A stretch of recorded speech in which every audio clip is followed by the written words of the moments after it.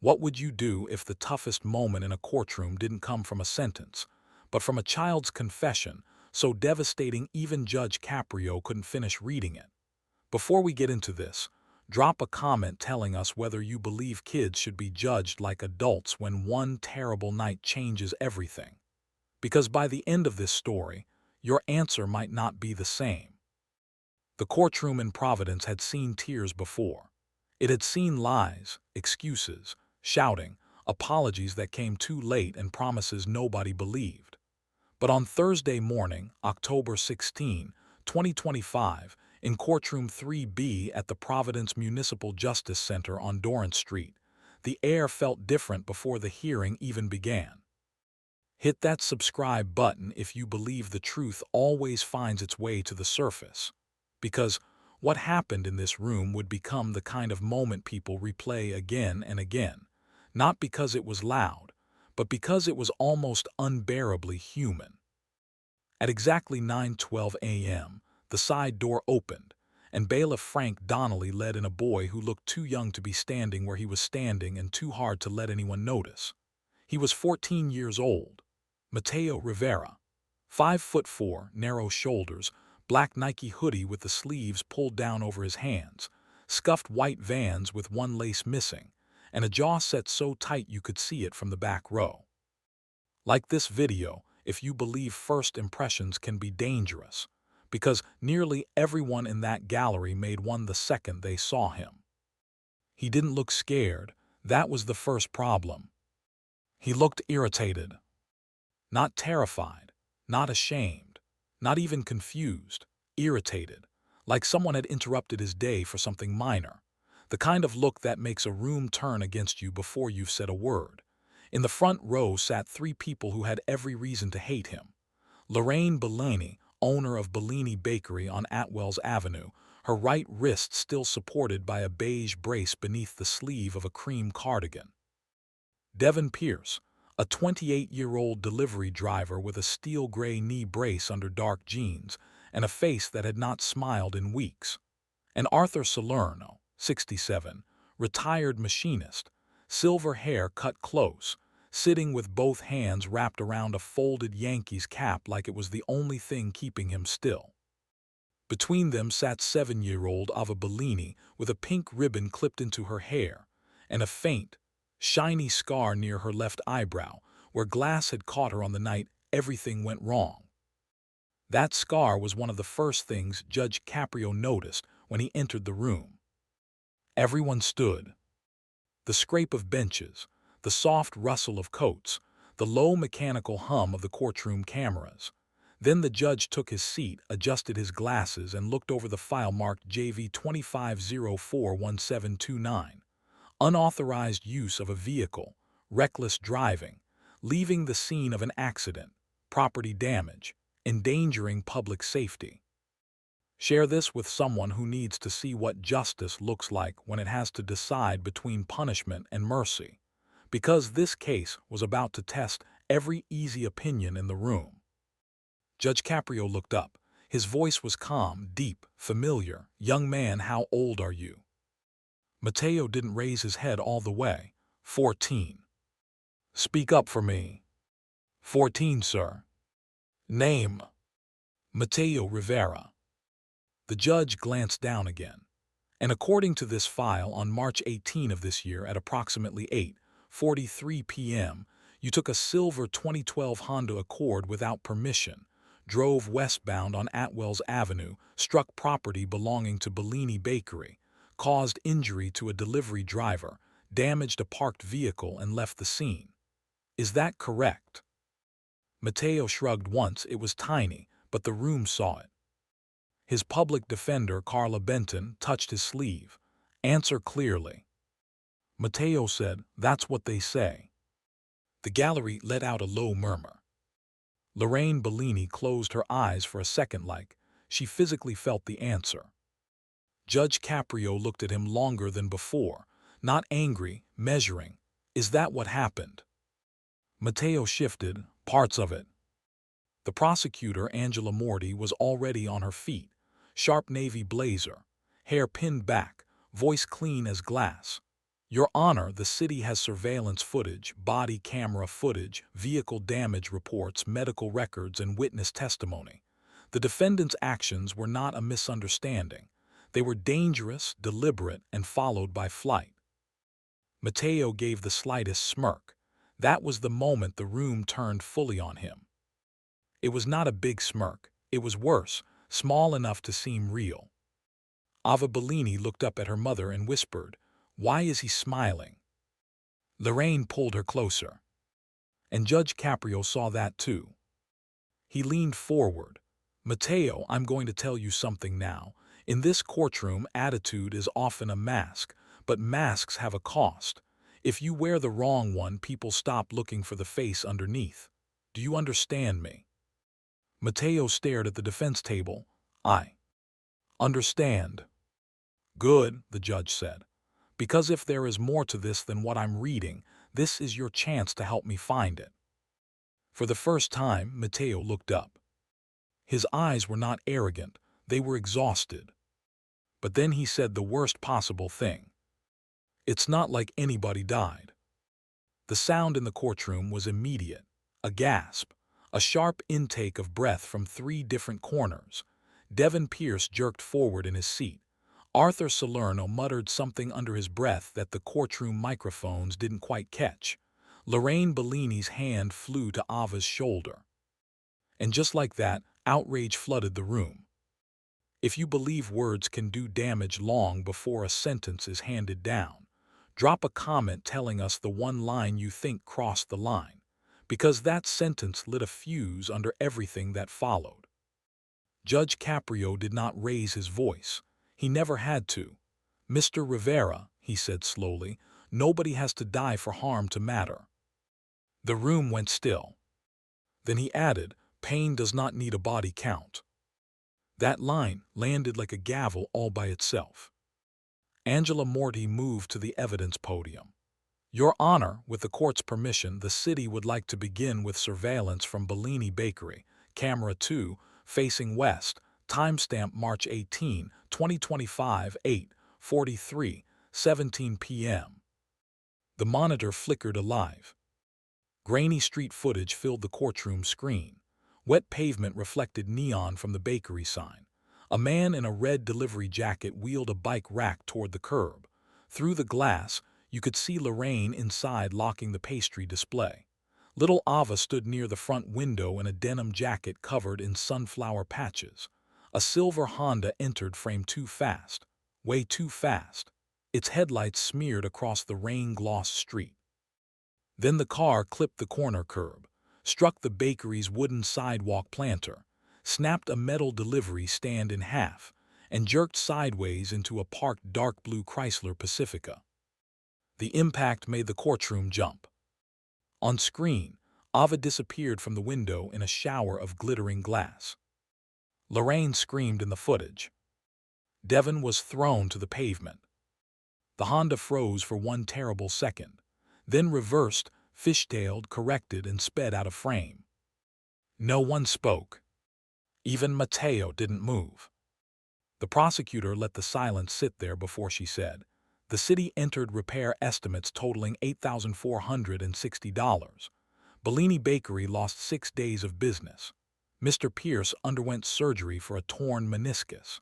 Miss Bellini received 12 stitches over her eye, and Mr. Salerno's vehicle, parked legally at the curb, sustained frame damage totaling $6,100.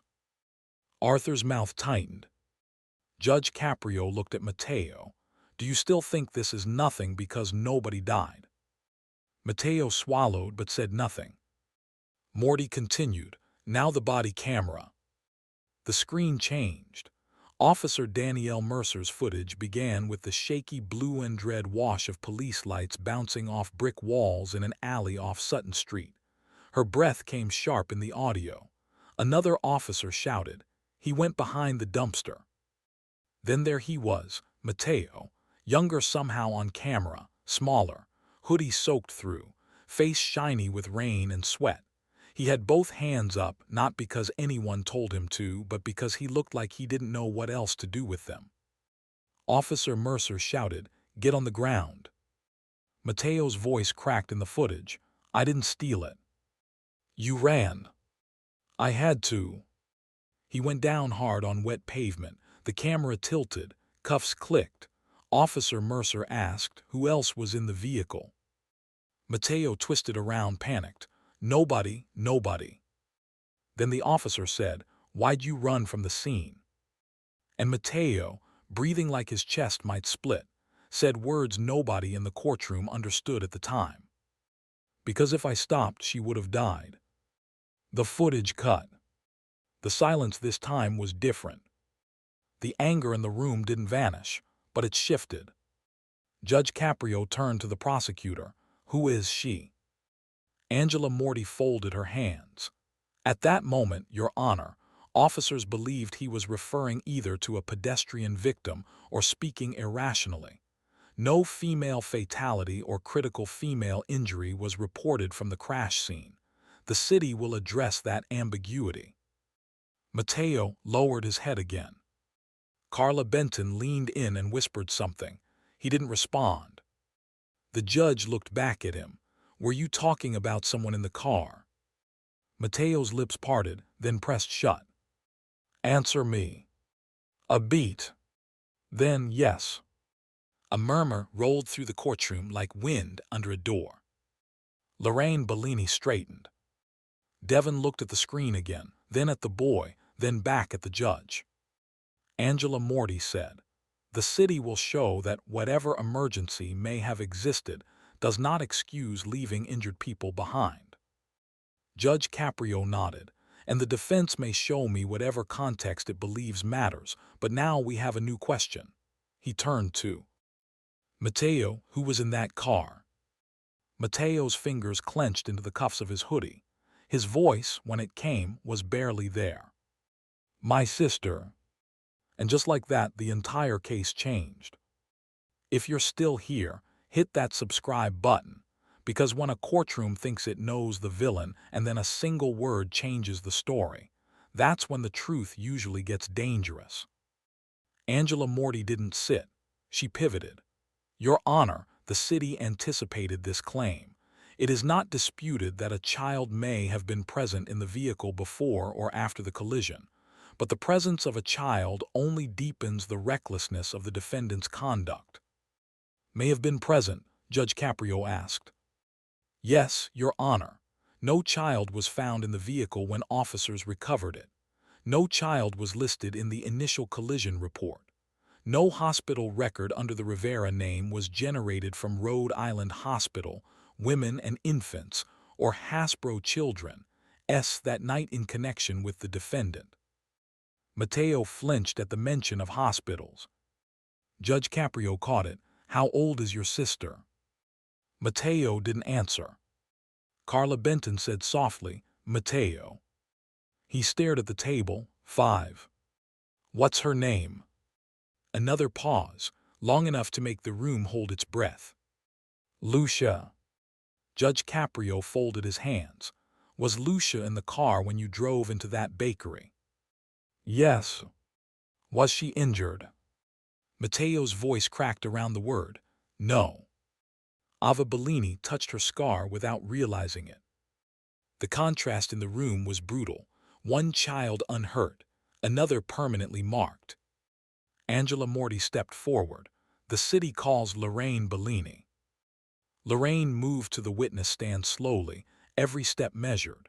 She looked exactly like the kind of woman people trust without thinking about it. Dark hair pulled into a low knot. No makeup except the fatigue life leaves under your eyes when your business depends on every morning beginning before everyone else. She took the oath, sat down, and folded her brace-supported hand over the other one. Morty's voice gentled. Mrs. Bellini, where were you on the night of March 18? In my bakery. We close at 9, but I was locking up early because the rain was getting heavier and my daughter had school in the morning. Ava was with you? Yes. What happened? Lorraine stared straight ahead. I heard the engine before I saw the car. That sound. She shook her head. When somebody is going too fast on a wet street, you hear it first. I looked up and there were lights at the window, and then it felt like the whole front of the bakery exploded. Ava buried her face in her mother's side. Lorraine continued. Glass came in like ice. My daughter screamed. Devin hit the ground outside. I ran to the window and all I saw was a boy behind the wheel, both hands gripping it, looking straight ahead like he was trying not to see us. The prosecutor asked, "Did he stop?" "He stopped just long enough for me to think he might get out." "Did he?" "No," Lorraine's voice sharpened. "He backed up and ran." "How did that affect your business?" "We lost 6 days. A small business doesn't lose 6 days. A small business bleeds 6 days. I had dough proofing, invoices due, rent due, employees asking if they'd still have hours." She looked down at Ava. "My daughter refused to stand near our front window for almost 3 months." The prosecutor nodded. "And your injury?" "Fractured wrist." I threw my arm out trying to pull Ava down before the second pane shattered.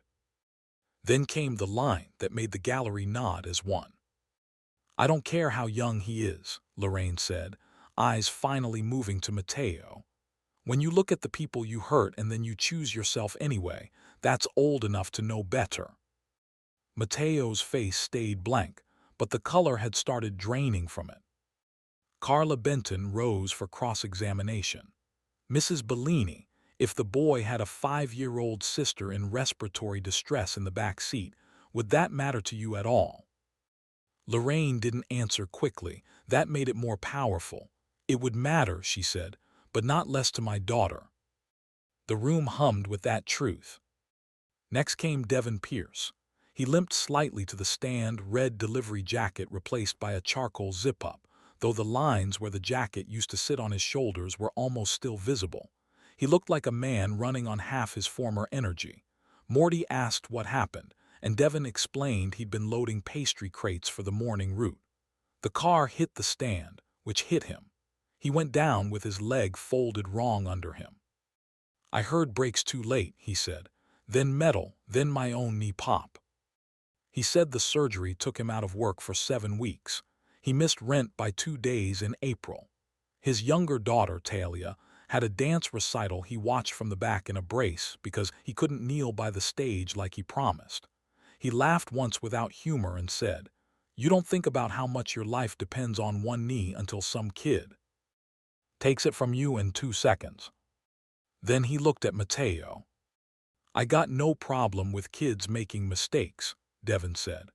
"I got a problem with someone seeing what they did and deciding I was not worth stopping for." That line hung in the air like smoke. Arthur Salerno was next. He walked with the stiffness of a man who'd worked with his hands for 40 years and never once complained about it. He didn't talk about money first. He talked about the car. The blue Chrysler Pacifica had belonged to his wife, Alina, before she died of pancreatic cancer in 2023. It was the last vehicle she drove herself to church. The leather key fob still had the tiny silver St. Christopher medal she had clipped to it. "The adjuster called it a vehicle," Arthur said. "But sometimes a vehicle isn't just a vehicle." Judge Caprio nodded once quietly. Arthur's eyes stayed on Mateo. "My wife believed every young person deserved one more chance than the world wanted to give them. I'm trying very hard to remember that right now." The room got even quieter, because everyone knew what that meant. It meant he was failing, or trying not to, or both.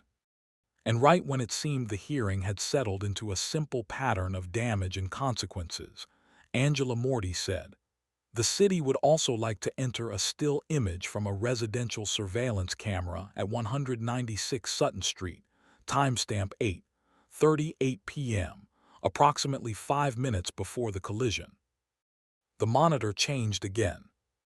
The image was grainy, dim, rain streaking through the lens. A silver Honda Accord sat angled at a curb. The driver's side door was open. A thin boy in a black hoodie stood in the rain with something bundled in a yellow blanket. Not something. Someone. Small. Very small. Mateo. Lucia. The courtroom reacted all at once.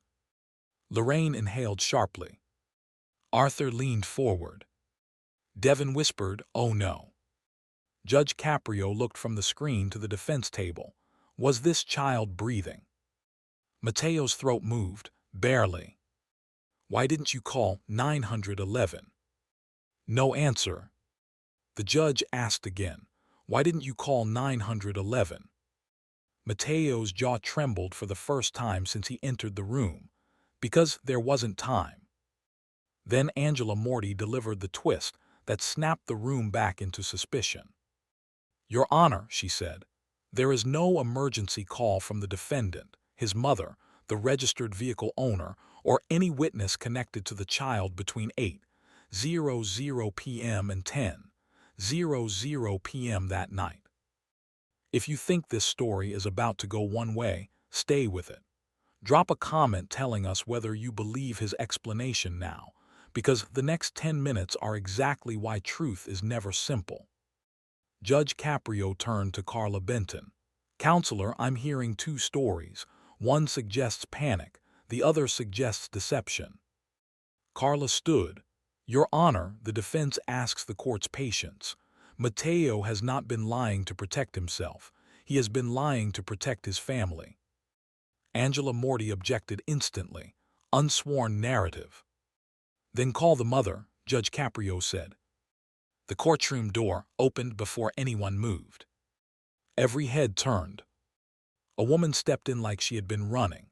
Ana Rivera, 32, dark green diner uniform under a cheap black coat, hair falling out of a loose tie. Left wrist bruised yellow and purple beneath a bracelet she probably thought covered it. She looked at Mateo first, then the judge, then the victims, and in a single glance you could see what shame looks like when it has been carrying too much weight for too long. "I'm sorry," she said before anyone asked her anything. "The bus, I came from Cranston, I'm sorry." Mateo didn't look at her. That was somehow worse. She took the oath with shaking hands. Carla Benton approached. "Ms. Rivera, did you know your son took Mr. Leon Whitaker's vehicle on March 18? Anna closed her eyes. "Not until after." "Who is Leon Whitaker?" Silence. The prosecutor didn't object. She didn't have to. The room already knew this answer mattered. Anna said, "He was my boyfriend." "Was?" Mateo's head snapped slightly toward his mother. She hadn't said it that way before. Anna swallowed. "He doesn't live with us now." The judge's eyes went to the bruise on her wrist and stayed there 1 second longer than polite. Carla asked, "Did something happen in your apartment that night before Mateo drove away?" Anna's lips parted, but no words came. Mateo said sharply, "Ma." Judge Caprio raised a hand. "No," she answers. Anna looked at her son, and in that look was a lifetime of every time a child learns to protect the adult instead of the other way around. When she finally spoke, her voice was almost gone. "Lucia had an asthma attack, a bad one, worse than before. Her inhaler was empty. I had asked Leon to pick up the refill that afternoon. He didn't." Morty stepped in. "Where were you?" "Working a double shift at Harbor Grill on Allen's Avenue." "Could Mateo reach you?"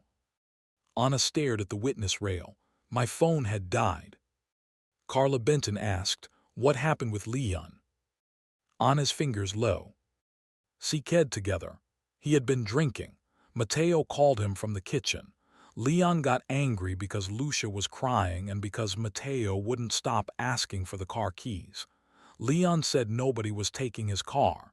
He said if Mateo touched the keys, he'd break his hands." The room was dead silent now.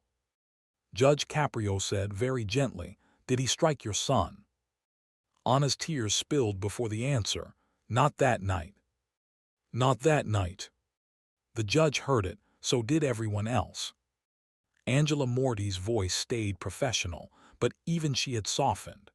"Ms. Rivera, if this was such an emergency, why is there no hospital record for Lucia Rivera that night?" Anna looked utterly lost, because that's not the name they used. A wave of confusion hit the room. Judge Caprio leaned forward. Explain that. Anna turned toward Mateo like she needed permission, and that told the judge everything he needed to know about how upside down that home had been. Mateo didn't lift his head. So Anna answered anyway. When Mateo got to the hospital, she said, he didn't use our last name. Why not? Her voice broke. Because Leon said if police came, he'd tell them Mateo stole the car and child services would take the kids. You could feel people in the gallery absorbing that like a physical blow. Angela Morty wasn't finished. What name was used? Anna whispered Mia Hall after our neighbor Teresa Hall. The prosecutor turned pages in her file, suddenly moving faster. Your Honor, the city was not previously provided. But Officer Danielle Mercer was already halfway out of her seat in the witness area. I remember that name. Everyone turned. She took the stand again without being asked twice. In the alley, she said, after we cuffed him, he kept saying, "Did Mia make it? Did Mia make it?" We assumed he meant a pedestrian. Judge Caprio looked at Mateo. You were asking about your sister. Mateo said nothing. That silence answered more than a speech could. Officer Mercer continued. Later that night, around 10:11 p.m., we got a supplemental dispatch from Rhode Island Hospital about an unaccompanied minor female admitted with acute respiratory distress by a juvenile male who left before registration was complete. The child was listed as Mia Hall, age 5. I didn't connect it to the crash because the timeline was messy and the kid had already lawyered up. Carla Benton nodded. And when the defense obtained sealed pediatric records through proper juvenile process, those records matched Lucia Rivera's inhaler prescription history and oxygen saturation on arrival. The prosecutor looked irritated, but not at the defense, at the shape of the case, at the fact that it was slipping out of clean lines. Judge Caprio asked, so after the crash, Mateo continued to a hospital? Officer Mercer answered, yes, Your Honor. And just when sympathy threatened to rise too fast, Angela Morty introduced the next complication. Your Honor, whether he later reached the hospital is not the whole issue. He still drove away from injured people. He still left a 7-year-old bleeding in broken glass. The room snapped back to that awful truth. Because both things were true. And that was the problem. If you believe the hardest cases are the ones where everyone is right about something, like this video now, because the next revelation made the room question not just what Mateo did, but who he had become before that night ever started. Carla Benton called Linda Carver, Mateo's school counselor from Roger Williams Middle School. Ms. Carver was the kind of woman with sensible flats, a canvas tote full of folders, and the tired eyes of someone who knows exactly how many children are trying to grow up in survival mode. She testified that Mateo had once been an honor roll student, strong in math, quiet, protective of younger children, prone to eating too fast at school breakfast as if meals were never certain later. Then in January, his grades dropped. He started falling asleep in class, she said. He came in wearing the same hoodie 3 days in a row. He became confrontational when adults asked simple questions. That's usually not arrogance. That's defense. Angela Morty asked, did he ever report abuse? No. Did he ever tell you he was caring for siblings? Yes. How often? Linda Carver looked at Mateo with something like heartbreak. Enough that I stopped asking if he had done his homework and started asking whether everybody at home had eaten. That line put a hand round the throat of the entire room. Carla asked, did he ever express remorse after the incident? Linda nodded slowly. He stopped talking in full sentences. He wrote instead. She reached into a folder and produced several pages of lined notebook paper, folded and refolded until the creases were nearly white. Angela Morty rose. Objection unless foundation is laid. It will be, Carla said. These writings were provided to juvenile counseling intake, then to the defense in discovery. Th. E. Final letter, written the night before today's hearing, was submitted under seal for your honor's review only. Judge Caprio looked at the envelope in the file before him. He hadn't opened it yet. Not because he forgot. Because sometimes a judge can tell when one piece of paper is sitting on top of a landslide. Linda Carver continued, Mateo doesn't speak when he believes speaking will hurt someone else. He writes when the weight gets too heavy. Morty asked, and do those writings excuse what he did? No, Ms. Carver said, but they explain how a 14-year-old gets to a point where every choice available to him is the wrong one. Judge Caprio sat back. That line stayed with him. Every choice available to him is the wrong one. The prosecutor returned to the evidence monitor. The city has additional footage from a dash camera installed in Bellini Bakery's delivery van. It captures approximately 9 seconds after the initial impact. The screen came alive again. This footage was closer, sharper, brutal in a different way. The van had been angled toward the curb, giving a direct partial view of the Honda's driver's side door. When the crash happened, the camera jerked, then stabilized. The driver door flew open. Mateo stepped out. He was shaking, wild-eyed. Rain plastered his hair to his forehead. He looked toward Devon on the ground, looked toward the shattered bakery window, took one step forward. Then from inside the car came a sound, so small most people in the room wouldn't have noticed if the courtroom speakers hadn't amplified it. A child wheezing. Thin, wet, wrong. Mateo whipped around, yanked open the back door, and bent inside. You couldn't see Lucia, only the yellow blanket. He turned back toward the bakery once more. His face on screen was terror stripped of every adult defense word, pure helplessness. Then he got back in, reversed, and fled. The footage ended. No one breathed for a second. Then Devon Pierce, still seated in the gallery, said under his breath, Jesus. It wasn't loud, but the mic caught it. Judge Caprio steepled his fingers. This footage helps me understand the panic. It does not answer the moral question. Mateo looked up. The judge's voice was steady. When you looked at those people and chose to leave, what exactly were you thinking? Mateo stared at him. The whole room waited. Then finally, the boy who had worn arrogance like armor all morning said the truth with no protection around it. I thought if I stayed there, my sister would die in the back seat while grown-ups yelled at me. Nobody moved. He kept going, quieter now. And if she died, it would be my fault because I wasted time already. Lorraine Bellini covered her mouth. Judge Caprio asked, why didn't you shout for help? Mateo answered like he had already asked himself that question 1,000 times. Because I didn't trust anybody. That hit harder than any dramatic denial could have. Because children are not born distrusting every adult in sight. They learn it. Angela Morty approached carefully.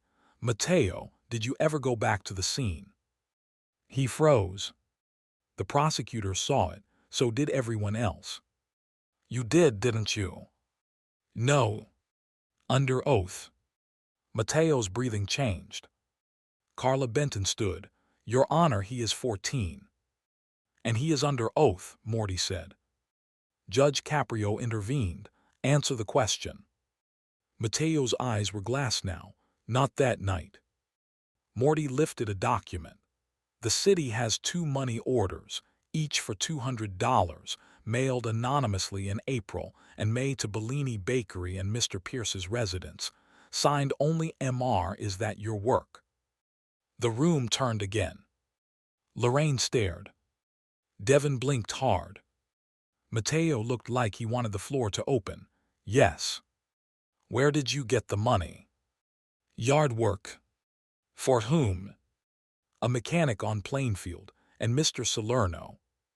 Arthur's head snapped up. Me. Mateo nodded once, still unable to meet his eyes. You didn't know. Arthur slowly leaned back. Nobody had expected that. Angela Morty said, so you knew you owed restitution? Yes. You knew they were harmed? Yes. Then why come in here acting like none of this mattered? That question hit with surgical precision. Even Judge Caprio watched closely. Mateo's voice, when it came, was small and ugly and true, because if I acted scared, then it felt real. That was the first moment the courtroom saw not a smug delinquent, but a child coming apart at the seams.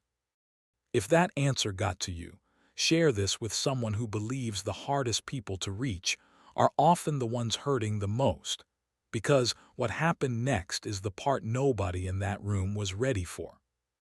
Judge Caprio asked for a 10-minute recess. No one really moved during it. Lorraine held Ava and whispered in Italian too softly to catch. Devin sat with his elbows on his knees, staring at nothing. Arthur unfolded and refolded his Yankees cap until the brim bent. Ana Rivera cried silently into a wad of diner napkins she must have brought from work. Officer Merck spoke to Angela Morty in a corner near the clerk's desk, both women glancing back toward Mateo more often than they realized. Carla Benton tried twice to speak to him. Twice he shook his head. He sat alone at the defense table like a boy, waiting for whether to choose whether it would destroy him or pass him by. When court resumed, Judge Caprio picked up the sealed envelope from the file. Everyone saw it. Even before he spoke, the room changed. This envelope, he said, contains a handwritten statement submitted through juvenile counseling intake and released to the court for dispositional consideration. Counselor Benton, has your client authorized me to read it in open court? Carla looked at Mateo. He has. Judge Caprio looked at the boy. Mateo, once I read this, it becomes part of the emotional truth of these proceedings, even if not every line is independently provable. Do you understand? Yes. Do you want it read? Mateo nodded once. Yes, sir. Why? The boy's mouth trembled. He looked toward Lorraine, toward Devin, toward Arthur, toward little Ava with the pink ribbon and the scar, then back to the judge. Because they should know I saw them. Nobody in the room expected that answer. The judge opened the envelope. Inside was notebook paper torn from a spiral pad, blue lines faint, corners soft. The handwriting looked like what happens when someone tries to write carefully with shaking hands. Judge Caprio adjusted his glasses and began. To whoever hates me before I talk, I get it. A ripple went through the courtroom. He continued. My name is Mateo Rivera, and I am 14 years old. And if you only know me from the video, then I look like exactly the kind of kid people warn their windows about. The judge paused for half a second, then kept reading. I know my face on that camera. I know the eye roll. I know the way I look when I think I have to be harder than I am. I learned that face in my apartment. I learned that face from trying not to cry where somebody can use it against you. Ana Rivera began sobbing quietly in the front row. Judge Caprio's voice remained steady, but softer now. I am not writing this to get out of trouble. If you lock me up, I will still know I left people hurt. That is already happening in my head every night. Devin Pierce looked down. I hear the glass in my sleep. I hear the sound Mr. Pierce made when the metal hit him. I hear the little girl screaming. I keep thinking if I was 1 second slower getting my sister in the car, maybe none of it happens. And if I was 1 second faster, maybe nobody gets hurt. The judge looked up over the page, just briefly, as if the room needed a chance to absorb that. Then he read on. Lucia's chest sounded like a straw with a hole in it. That is the only way I know to say it. She was trying to breathe and no air was sticking. Several people in the gallery wiped their eyes at once. I called my mom. Dead phone. I called from the kitchen. No answer. Leon said stop making noise. Lucia was turning gray around the mouth. He threw the empty inhaler at the sink and said if I touched his keys he would break my fingers one by one so I could never steal from him again. The judge stopped. Not because he was done. Because he physically couldn't move to the next line for a second. The courtroom had gone beyond silence now. It had become that rare, suffocating stillness where nobody wants to be the first person to breathe too loud and break whatever fragile thing has just appeared in the room. Judge Caprio continued, but his voice had changed. I waited too long because I kept thinking grown-ups were supposed to take over. I kept thinking somebody older would do the right thing if I asked the right way. Then Lucia went limp. Anna bent forward, shoulders shaking. Judge Caprio read, so I took the keys. There it was, the axis of the story. Not bravado. Not thrill. Not rebellion. Desperation. The judge kept going. I did not know where to go because we don't have a car and nobody ever lets me drive and I have only watched the roads from the passenger side. I knew hospital names but not the turns. I was driving with one hand and reaching back with the other to keep Lucia sitting up. I ran one red light before Atwell's. I know that too. I know all of it. Ava Bellini had stopped hiding her face. She was looking at Mateo now, not like a villain, not like a friend, but like a child trying to understand another child. Then came the line that made Arthur Salerno bow his head into his hand. When I hit the bakery, for 1 second I thought maybe everybody was dead. I got out and I saw the man on the ground and the broken window and the little girl, and I knew I did that. I knew it. That knowledge has not left me 1 second since. Judge Caprio's grip tightened on the paper. I wanted to help. I did. But then Lucia made that sound from the back seat, that wet sound, and all I could think was if I stayed there, she would stop breathing while people were deciding whether I was a criminal. So I did the worst thing after the first worst thing. I left. The judge's voice caught on the last 2 words. He paused again. No one in the room missed it. This was Judge Caprio, calm under pressure, famous for staying composed through stories that would flatten other people, and now his eyes had gone wet. If you've ever seen a tough person crack because the truth was heavier than they expected, like this video right now, because the next lines are the ones nobody in that courtroom ever forgot. He went on. At the hospital I used another name because I was scared they would send Lucia back if police came first. I know that was wrong. I know a lot of wrong things happened because I was trying to solve one right thing too fast. A tear slipped down Anna's face and dropped onto the back of her hand. I left before registration because I heard sirens outside and I thought if they arrested me there, Lucia would wake up alone and think I left her for real. So I asked a nurse with purple glasses if my sister would live, and she said if she is here now, she has a chance. I never got the nurse's name, but I think about her a lot. Judge Caprio stopped again. The paper shook slightly. Then he read the line that broke the room wide open. I know people think I did not care because of my face in court. The truth is I care so much I have been trying to act like I don't, because if I let myself feel all of it, I don't know if I can still stand up. At that, Devin Pierce took off his glasses and pressed his fingers to his eyes. Lorraine Bellini was crying openly now. Judge Caprio tried to continue. I saw the little girl in the bakery, window after. He stopped. Not a dramatic stop, not a theatrical stop. A human stop. He lowered the page, pressed thumb and forefinger to the bridge of his nose, and stared down at the bench like he needed a second to get back inside his own body. The room watched him with the kind of reverence people usually reserve for church or hospitals or funerals. Bailiff Donnelly shifted his weight, but didn't move. The judge cleared his throat once. It didn't help.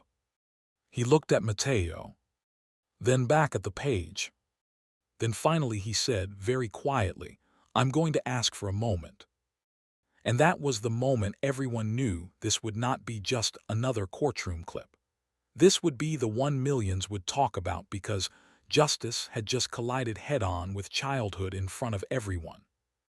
After a long pause, Judge Caprio resumed. I saw the little girl in the bakery window after I got out of the car, and she looked scared the way Lucia looks scared when she can't breathe. That is what I see most now. Not the broken car, not even getting arrested. Her face.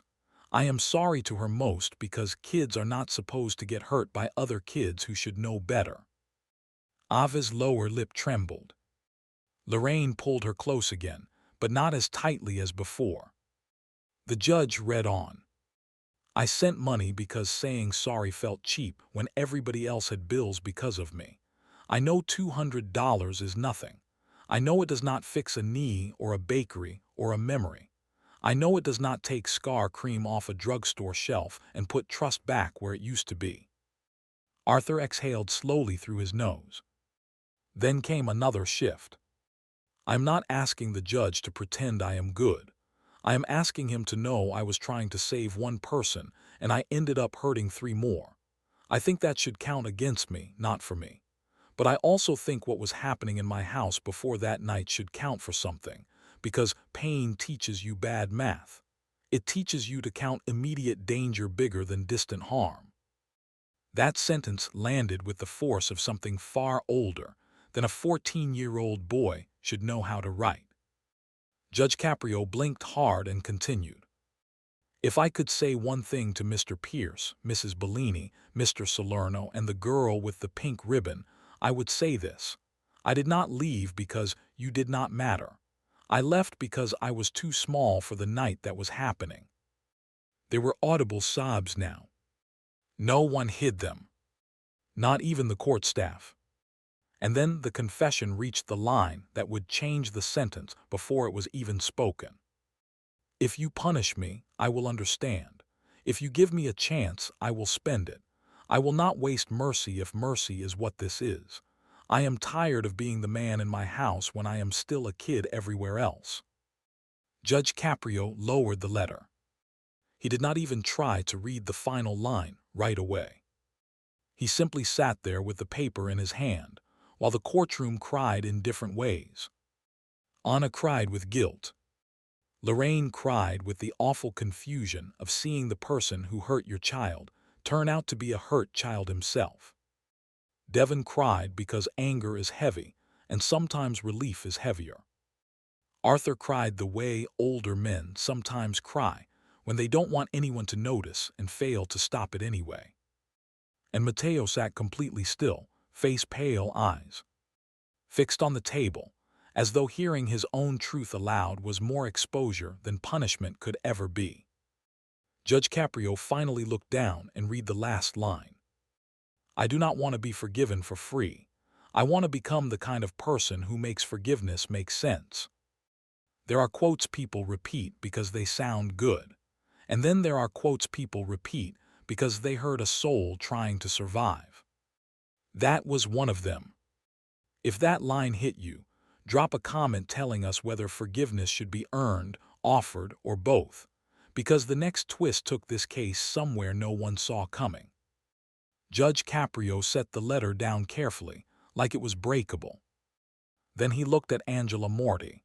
Counselor for the city, do you wish to proceed with your recommendation? The prosecutor stood, and if her voice had been crisp before, it now carried the strain of being human in a room that had stopped letting anyone hide behind procedure alone.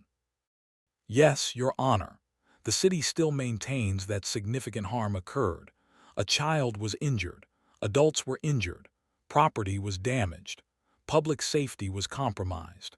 If the court does not impose consequences, then all the context in the world risks becoming a shield for conduct that could easily have killed people. Judge Caprio nodded. And your recommendation? 12 months juvenile supervision, mandatory restitution, trauma counseling, community service, and suspended detention conditioned on compliance. That was a serious recommendation, not maximum, but not light. Then Carla Benton rose. Your Honor, the defense asks for restorative disposition rather than punitive placement. Mateo needs structure, counseling, academic support, and a path back into community trust. He does not need to be caged for making a desperate decision in a violent home. Judge Caprio turned to the victims. Before I speak, I am going to do something I do not always do. I want to hear briefly from each of the directly affected parties, not about the facts, about what justice would mean to them now after hearing everything. The room stiffened, because this was where mercy usually gets complicated. Lorraine Bellini stood first, still holding Ava's hand. She faced the bench, but her eyes kept flicking toward Mateo against her will. Your Honor, before today, I wanted him punished. I won't lie about that. I wanted him to feel some part of what my daughter felt. I wanted him to know what it's like to hear a child wake up crying because of something you did. She paused. Then she did something nobody expected. She turned fully toward Mateo. But I also know what it is to be a child in a home where adults fail you, she said. Not the same way, not this way, but enough to recognize that face. Enough to know that some kids learn to look hard because softness is dangerous where they live. The courtroom was listening so closely, it felt like every word had its own shadow. Lorraine continued, so here is what justice means to me. I want him to work. I want him to face what he broke. I want him in my bakery every Saturday morning at 6 a.m. cleaning trays, scrubbing floors, stacking flour bags, and looking me in the eye. I want my daughter to see that when someone hurts people, they do not disappear. They repair. A wave of emotion rolled through the room. And then little Ava Bellini did the smallest, biggest thing. She raised her hand. The judge smiled despite everything. Yes, sweetheart. Ava spoke so softly the microphones barely caught it. Can I say something? You may. She looked at Mateo, pink ribbon trembling slightly as she moved. I was scared of you, she said, but I'm not scared right now. Nobody breathed. Then she added, if he comes to the bakery, can he not drive there? The entire courtroom broke into tearful laughter, real laughter, relieved laughter, the kind that arrives only after grief has wrung out the room. Even Judge Caprio smiled through wet eyes. Mateo looked up for the first time since the letter ended, and a broken little laugh escaped him before he clamped it down.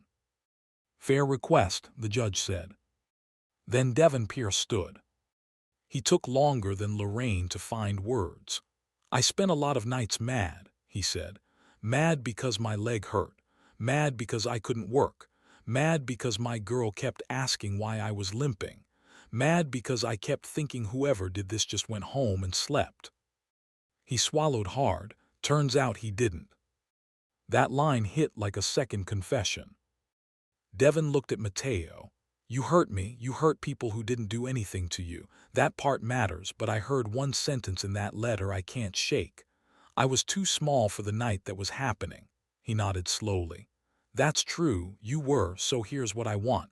I want him to finish middle school. I want him off the street at night. I want him in counseling. And if he's really been doing yard work and trying to pay people back, then I want him to keep doing that where somebody can supervise him and teach him something useful. He sat down. Arthur Salerno stood last.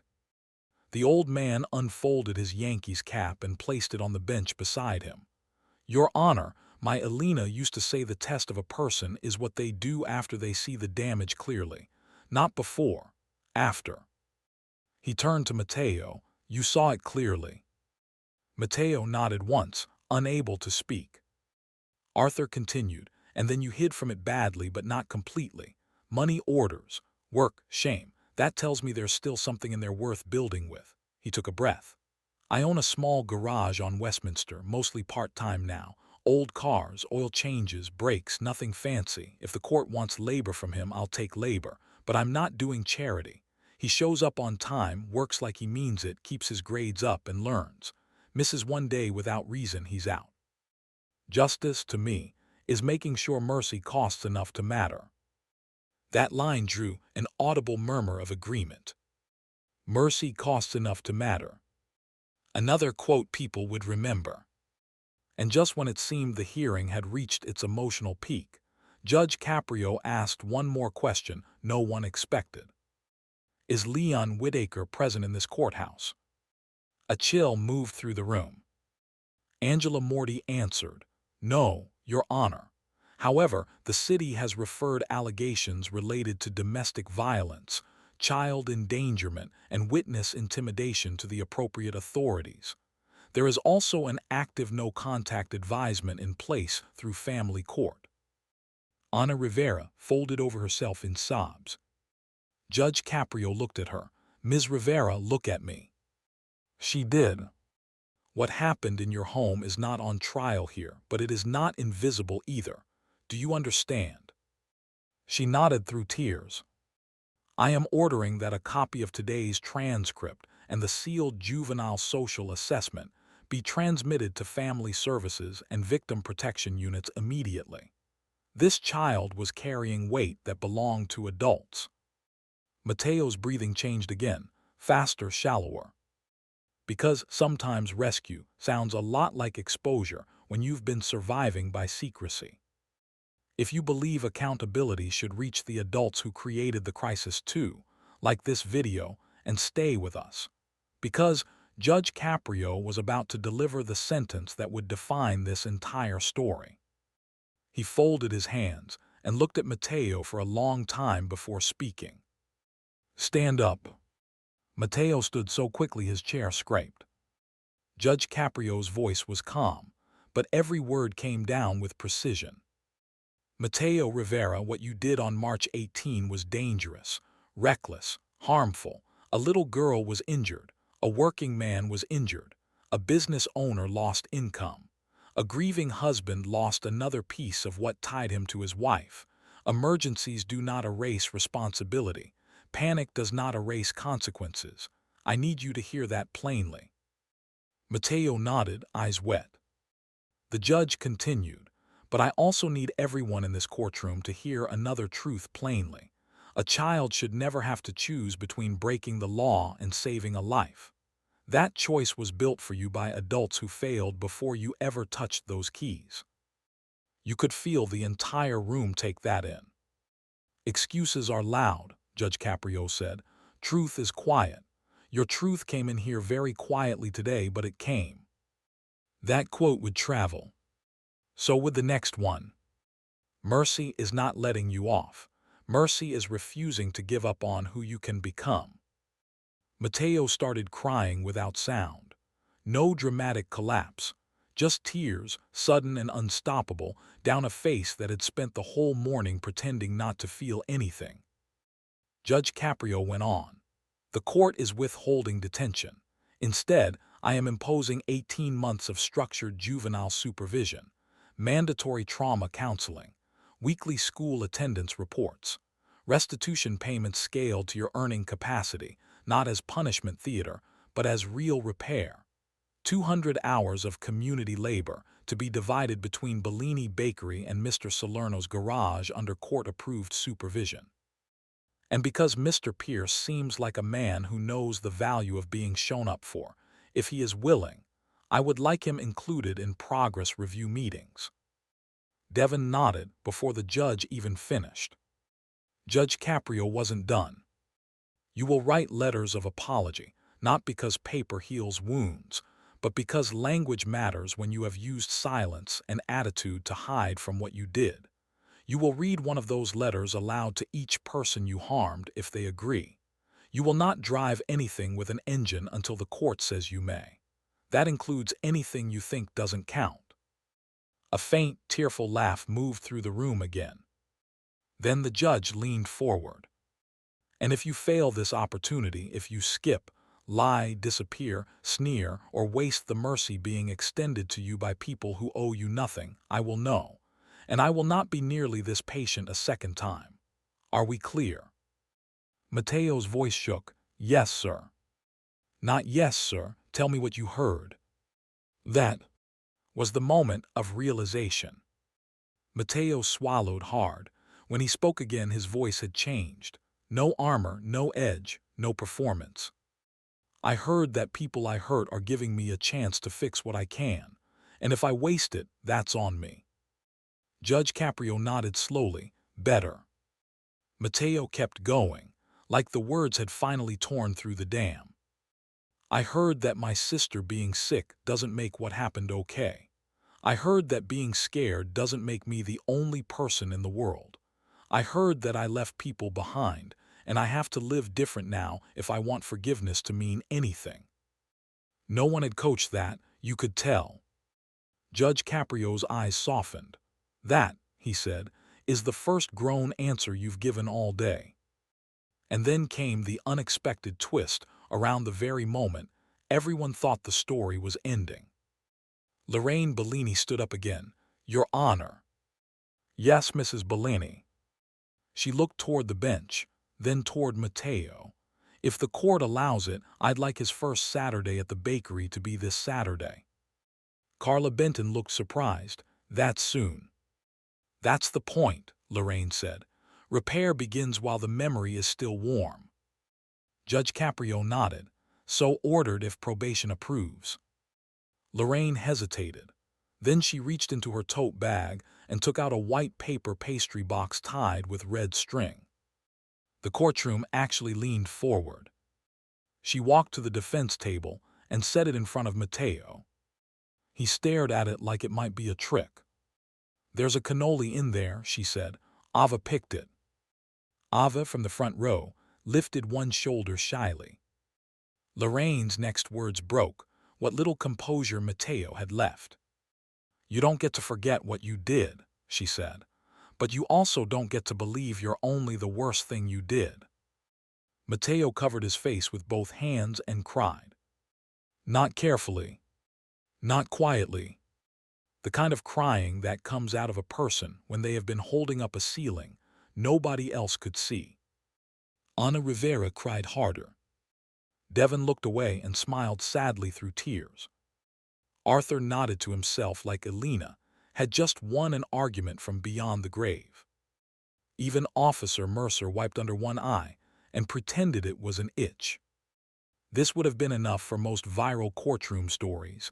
The confession, the tears, the mercy, the sentence, the pastry box. Millions would have watched that and called it unforgettable. But wait, there was more. Because 3 months later, a new letter arrived at Chambers. And it changed everything one final time. If you've made it this far, hit that subscribe button, because the ending of this story is why people still talk about this case when they discuss what justice should really do. It was January 22, 2026, cold enough in Providence that the windows of the Justice Center fogged at the corners before noon. Judge Caprio had heard 19 cases by lunch, parking disputes, license suspensions, a neighbor complaint over frozen trash bins, the ordinary machinery of civic frustration. Then Clerk Melissa Cho brought him a cream-colored envelope with careful block handwriting. Return address, Bellini Bakery, Atwells Avenue. Inside were 3 things. A progress report from probation, a photograph, and a letter.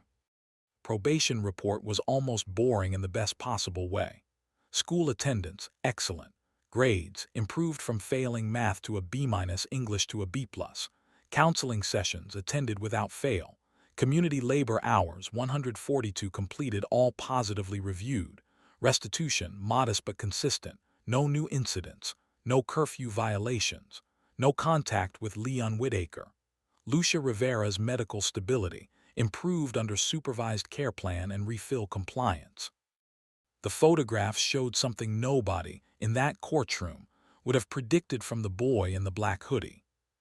Mateo Rivera, 14, then nearly 15, standing in Bellini Bakery at 6:07 a.m., hair shoved under a paper cap, flour on his cheek, holding a tray of sfogliatelle like it was something sacred. Next to him was Ava Bellini, grinning with both front teeth visible, pointing accusingly at a crooked pastry he had apparently folded wrong. In the background, Lorraine pretended not to smile, while Arthur Salerno held up a coffee cup from the doorway of the bakery, grease still under one thumbnail from the garage. On the back of the photo in Lorraine's handwriting were 6 words. "He still cannot drive, we checked." Judge Caprio laughed out loud in chambers. Then he unfolded the letter. It was from Devin Pierce. "Your Honor," it began, "I figured if a kid can write one honest letter, grown men can probably manage one too." The judge smiled and kept reading. "I wanted the record to show that on his second Saturday, Mateo showed up 23 minutes early. On his third Saturday, he asked Ava if it was okay to stand near the front window while she decorated gingerbread men, because he didn't want to scare her by coming too close too fast. On his fifth Saturday, he worked a double shift between the bakery and Arthur's garage and still made it to my daughter Talia's winter dance showcase because he told me he remembered I missed the spring one because of my knee. He sat in the back row and clapped like a maniac." Judge Caprio sat back. These were not dramatic acts. That was why they mattered. The letter continued. "He doesn't talk much unless you ask directly, but when he does, he tells the truth faster now. That's new. Arthur says he's got good hands for break lines. Lorraine says he folds boxes like he's trying to win a medal. Ava says he is only allowed one driving joke per shift. We all agreed that's fair." Then the letter turned serious again. "One night after cleanup, I asked him what changed. He said, 'The judge read what I wrote out loud, so now I can't pretend I'm somebody else. I thought you should know that.'" That line settled into the judge like a stone dropped in water. Because that was the hidden power of the whole hearing. It hadn't only exposed him. It had made him legible to himself. There was one more page. "I also think you should know this. A week before Christmas, Bellini Bakery got crowded, real crowded, front line out the door. New girl on register panicked. A customer started yelling because an order was late. Ava was near the window. A delivery cart tipped. For one split second, everybody got that look, the one from March. The room froze. Mateo didn't.